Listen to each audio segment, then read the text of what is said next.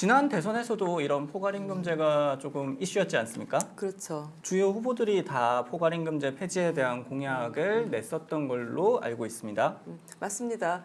포괄임금제 폐지에 대해서 5명의 대선 후보가 다 폐지해야 된다고 찬성을 했었죠. 특히나 우리 민주당의 이재명 후보 같은 경우는 이 포괄임금제 등 노동 관련 법률을 무력화시키는 이런 그 관행을 개선하겠다라고 추가로도 밝혔었고요.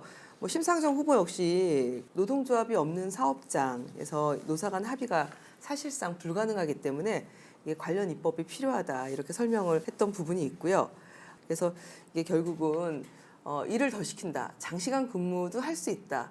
이제 이런 게 가능한 그런 제도라고 보여집니다. 그러면은 포괄임금제가 어떤 걸 의미하는지 우선 여기서 이제 첫 번째 예시인데요. 우리 법원에서도 포괄임금제 관련해가지고 여러 가지 유효성, 유효한지 이게 정당한 근로계약인지에 대해서 여러 가지 판례가 있습니다. 그래서 지금 첫 번째 보시는 거는 법원에서 유효성을 인정한 포괄임금제인데요. 단서가 있습니다. 감시, 단속적 근로 등 근로시간 산정이 어려운 경우. 그래서 감시라고 하면은 우리가 이제 어떤 거를 이렇게 지켜보는 경비를 한다라거나 어떤 걸 이제 쭉 보고 있어야 하는 그런 업무, 또는 단속적 업무라고 해서 좀 띄엄띄엄 있는 그런 업무가 있어가지고 근로시간을 산정하기 어려운 경우에는 지금 보시는 것처럼 기본급 안에 야간, 연장, 휴일수당 등이 모두 들어간 포괄임금제에 대해서 그 유효성을 인정을 하고 있습니다. 그런데 의원님, 네네. 이렇게 감시 단속적 근로이면서 근로시간 산정이 어려운 경우 혹시 떠오르는 게 있으세요? 이제 저도 이걸 준비하면서 어떤 업무가 근로시간 산정이 어려울까라고 생각을 해보니까 떠오르는 게 딱 한 가지밖에 없더라고요. 등대지기.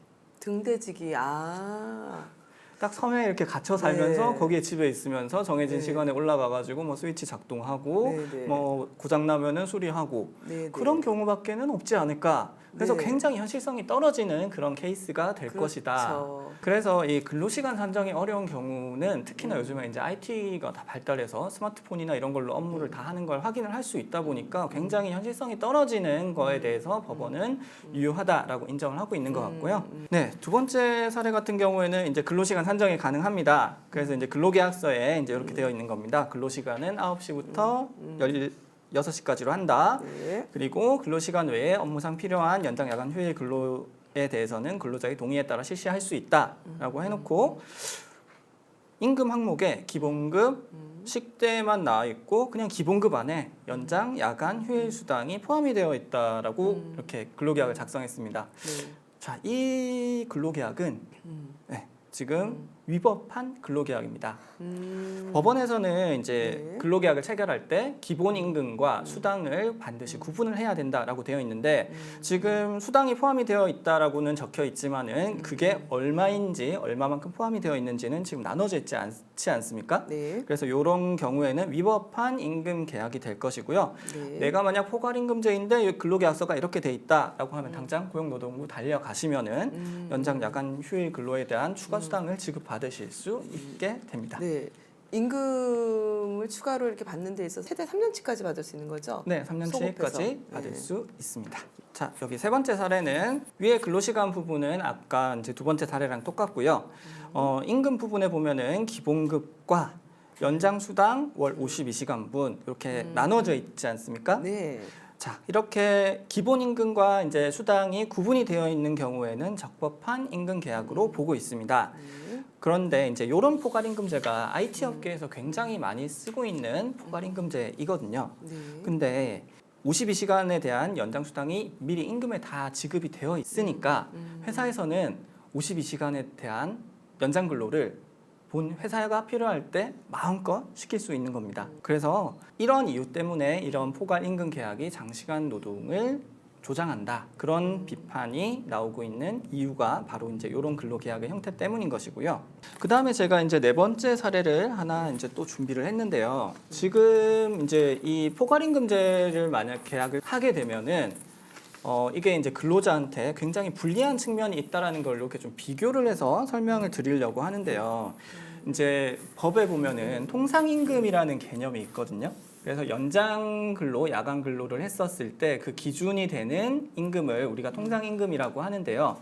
네. 자, 지금 우리 이제 사례 2번을 봤었을 때는 여기에 있는 400만 원이 통째로 통상임금에 모두 해당이 됩니다. 그래서 이러한 경우에는 이 근로자의 기준임금이 되는 통상임금은 19,138원이 되고요. 그 다음에 두 번째 사례 같은 경우에는 이제 연장근로 52시간이 포함된 포괄임금제인데요. 이 연장근로는 통상임금에 포함이 되지 않습니다. 그래서 그 연장근로 금액인 한 108만 원 정도는 이제 통상임금에서 빠져버리니까 네. 이러한 경우에 만약 이 근로자가 추가로 더 일을 해서 수당을 받게 되는 기준임금은 13,459원으로 약 6,000원 정도가 떨어지게 됩니다. 그런데 이제 포괄임금제 계약을 하게 되면은 이제 사용자들은 포괄임금제 안에 포함시키는 여러 가지 수당을 더 많이 할수록 사용자한테 더 유리한 계약이 됩니다. 그래서 지금 네 번째 사례 같은 경우에는 아까 52시간에 대한 연장 수당뿐만 아니고 야간 근로에 대한 수당까지 제가 다시 한 번 더 넣고 통상임금을 계산해 봤거든요. 그런 경우에는 12,479원으로 또 통상임금이 떨어지게 되는 거죠. 그래서 이런 포괄임금제 계약을 하는 경우에는 연장수당, 휴일수당, 야간수당 등 온갖 수당들을 다 만들어가지고 해서 시급을 낮추려고 하는 사용자들이 있다. 그래서 이런 포괄임금제를 쓰는 기업들이 포괄임금제를 많이 범위를 넓혀가면 갈수록 근로자한테는 더 불리한 계약이 된다라고 해서 저는 이 포괄임금제도 조금 규제가 강화되어야 되지 않나라는 생각이 하고 있습니다. 이런 데가 많이 있나요, 지금? 저는 연장 수당 정도만 이렇게 이제 포괄임금으로 묶이고 있는 기업들이 꽤 많다 이렇게 알고 있었는데 지금 말씀하신 대로 연장 수당뿐만 아니라 야간 수당 뭐 기타 이제 다른 몇 가지 뭐 수당을 만들어서 이게 기본급을 낮추는 거잖아요. 보통 이제 노동자들의 임금 중에서 기본급 비중이 높아야 임금 안정성이 있는 거지 않습니까? 네, 맞습니다. 네. 그런데 기본급은 낮추고 각종 수당을 높이고 그렇게 해서 사실 통상임금의 수준을 낮춤으로 인해서 시간의 근로를 너무너무 많이 해야지만 임금의 수준이 올라가는 이런 것들을 특히나 제조업을 중심으로 기업들이 계속 그렇게 임금 제도를 한 거 아닙니까? 네. 반대로 이제 반드시 이런 포괄임금제 계약을 할 수밖에 없는 경우도 있습니다. 왜냐하면 뭐 영업 시간이 딱 존재하는 가게들 그런 경우에는 당연히 이제 연장 근로가 발생이 되게 되는 것들을 그렇죠. 사전에 약정을 할 수는 네, 있는 네. 거죠. 그런데 이제 아까 말씀드렸던 이렇게 IT 업계나 이런 사례들 같은 경우에는 연장 근무를 반드시 의무적으로 해야 되는 경우가 아님에도 불구하고 포괄임금제 계약을 맺어놓고 그리고 그런 계약 때문에 근로자들한테 더 불리한 근로계약의 형태로 변질되는 게 그 원인이 포괄임금제에 있다. 이렇게 정리를 할 수 있을 것 같습니다. 그렇군요.